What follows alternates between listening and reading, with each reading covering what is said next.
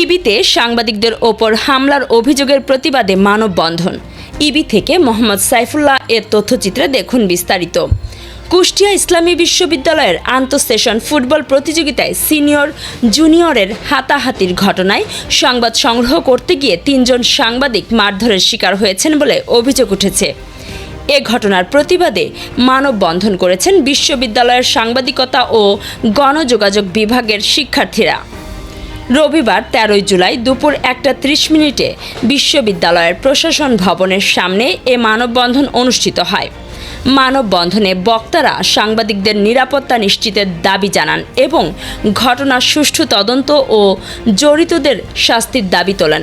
এ সময় সাংবাদিকতা বিভাগের বিভিন্ন বর্ষের শিক্ষার্থীরা ব্যানার ও প্লেকার্ড হাতে মানববন্ধনে অংশ নেন।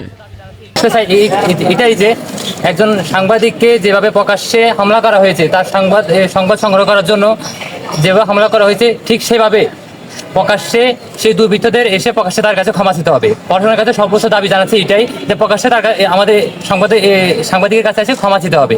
এই বিষয়টা যে আজকে একজন সাংবাদিকের সাথে ঘটছে, কালকে যে আরেকজনের সাথে ঘটবে না তার কোনো গ্যারান্টি আছে? 5ই আগস্টের পরে এমন দুর্ঘটনা ঘটবে, আসলে এটা প্রত্যাশা করা যায় না।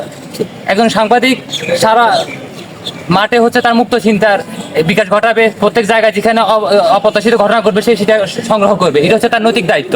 এবং সংগ্রহ করার পরে সেটা কি সংবাদের যোগ্য কি সংবাদের যোগ্য না, সেটা একজন সাংবাদিক তার নৈতিক জায়গা থেকে বিবেচনা করে তারপর এটা প্রকাশ করে।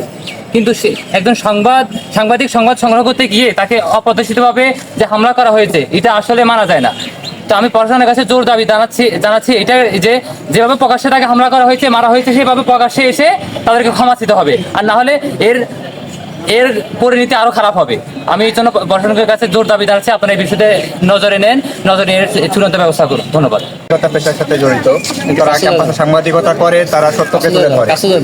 তার ধারাবাহিকতা আমার সহপাঠী, আমার বন্ধু নূরে আলম গতকালকে বিকালে সংবাদ সংগ্রহ করতে গেলে তার উপরে অতর্কিতভাবে হামলা করে, তাকে লাথি মারে, তাকে রক্তাক্ত করে। তাকে আমরা মেডিকেলে নিয়ে যাই। আর সাংবাদিকদের ওপর যে অতর্কিত হামলা হয়েছে, স্বাধীন পেশায় তাকে যে ব্যাঘাত ঘটাইছে, তার আমরা দৃষ্টান্তমূলক শাস্তি দাবি জানাচ্ছি। আমার প্রশাসনের কাছে একটাই অনুরোধ, এটা সুষ্ঠু তদন্ত করে তাদের আইনের আওতা আনা। এখানে কি জন্য সবাই সমবেত হয়েছে এটা আমরা জানি, নতুন করে বলার কিছুই নাই। আমরা এখানে খুবই স্পেসিফিকভাবে আমরা কোন সার্কামস্ট্যান্সেসের ভিত্তিতে এখানে এসেছি এবং কি দাবি নিয়ে এসেছি এটা কিন্তু স্পষ্ট। আমাদের সভাপতি নূর আলমকে সংবাদ সংগ্রহকালে প্রহার করা হয়, হ্যাঁ, নির্মমভাবে। কিন্তু আমরা এখানে ইকোনমিক্স ডিপার্টমেন্টের তাদের যে ছেলেমেয়েরা আছে তাদের বক্তব্য ভিন্ন, কিন্তু এখানে আমরা স্পষ্ট করে বলে দিতে চাই যে যখন আমাদের সহপাঠীকে মারা হয় তখন যেই ঘটনাটা ঘটে সেটা হচ্ছে এরকম যে একজন সাংবাদিক সংবাদ সংগ্রহ করতে যায়, যখন তাকে প্রহার করা হয় এবং এটাকে যখন সে ভিডিও ধারণ করতে যায়, এর পরবর্তীতে তাকে প্রহার করা হয় এবং এর পরবর্তীতে আমার যে সহপাঠী সে এগিয়ে যায় এবং এই ভিডিওটা ধারণ করতে গেলে তাকেও পাল্টা প্রহার করা হয়। তো এখানে বিষয়টা খুবই স্পষ্ট।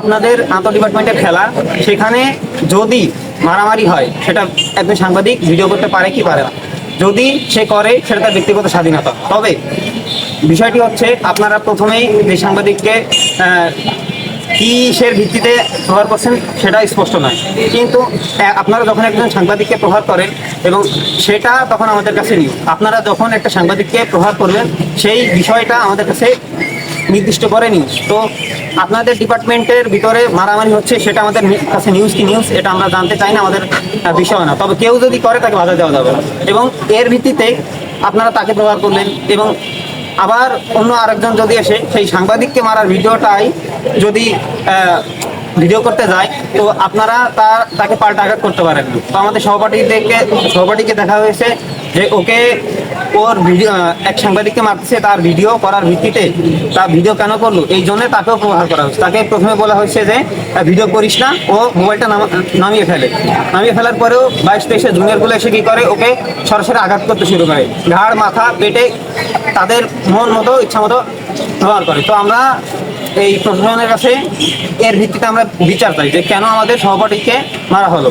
হ্যাঁ, এটা স্পষ্ট করে বলে দিয়েছি যে আপনাদের আন্তঃ ডিপার্টমেন্টের বিষয় আমাদের নিউজ কি নিউজ সেটা আমরা জানি না, আমাদের জানার বিষয় না। কিন্তু আপনারা যখন একজন সাংবাদিককে প্রহার করতেছেন, এইটা আমাদের কাছে নিউজ, এইটা আমরা ভিডিও করার স্বাধীনতা রাখি, এটা আমাদের স্বাধীনতা রাখি। তো আমাদের সহপাঠীকে কেন প্রহার করা হলো, হ্যাঁ আজকে মারা হয়েছে এবং এর পরবর্তীতে কেন মারা হবে না, এটার কিন্তু জবাব নাই। সুতরাং এই ধরনের ঘটনা এবং অনাকাঙ্ক্ষিত ঘটনা এড়ানোর জন্য অবশ্যই এই প্রশাসনকে ব্যবস্থা নিতে হবে।